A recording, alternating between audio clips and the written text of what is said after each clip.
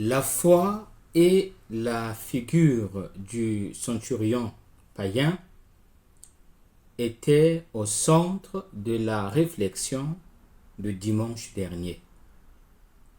Jésus a fait une déclaration admirative à son sujet. Je vous le dis, même en Israël, je n'ai pas trouvé une foi aussi grande. Au cœur de la liturgie de la parole de ce 10e dimanche ordinaire de l'année liturgique C, se trouve le thème de la compassion active et la proximité agissante de Dieu envers l'humanité. Dans la première lecture, le prophète Élie, confronté à la maladie mortelle du fils unique de la veuve de Sarepta, implore le Seigneur afin qu'il redonne la vie à ce fils. Élie se présente à Dieu avec sa demande extrême. Seigneur mon Dieu, peut-être feras-tu du mal à cette veuve qui me loge, au point que son enfant meure. Dans l'Évangile, la mort du fils unique d'une veuve émeut Jésus. Jésus ordonne à la veuve de ne pas pleurer. Puis, il s'approche du cercueil et dit aux morts, « Lève-toi ». Le cœur de Jésus est plein de pitié pour toutes les misères humaines. En un mot, les larmes d'une mère ne sont pas stériles devant le Seigneur, qui console les cœurs affligés et qui peut changer les larmes les plus amères en joie, comme lorsqu'il convertit saint Augustin en réponse aux larmes de sainte Monique. Dans les évangiles, les récits des résurrections opérées par Jésus révèlent aux hommes les pas de Dieu dans l'histoire du salut et son visage bienveillant, et leur montrent en même temps le visage authentique d'une humanité libérée de la peur et unie dans la souffrance. Jésus vit cette veuve et en eut compassion.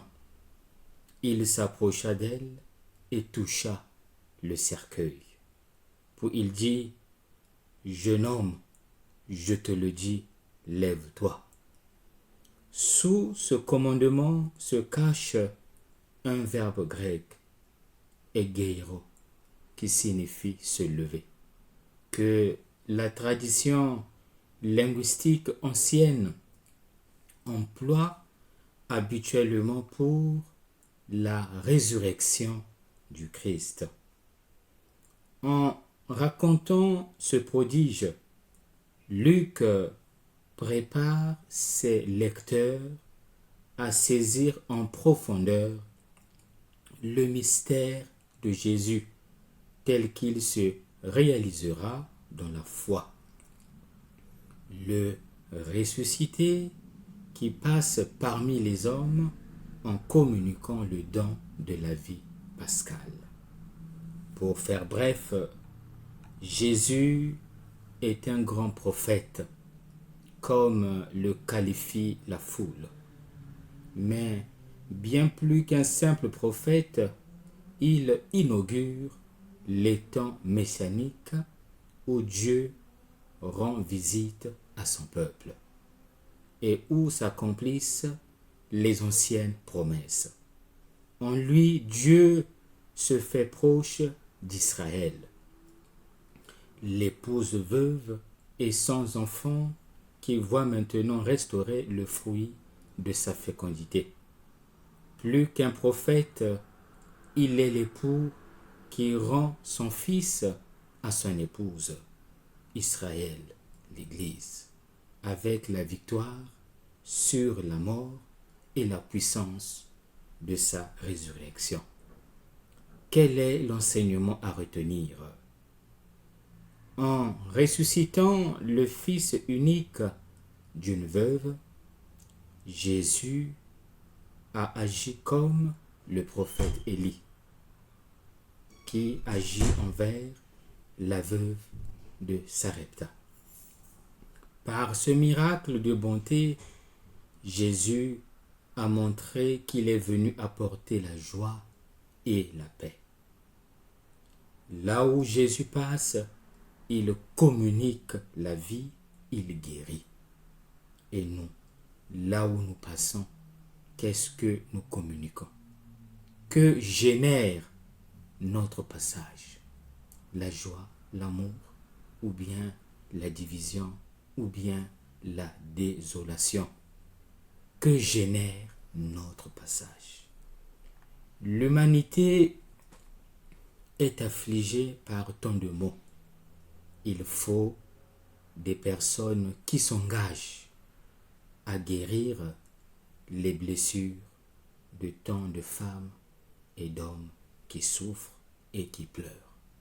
Telle est la mission que le Christ nous confie.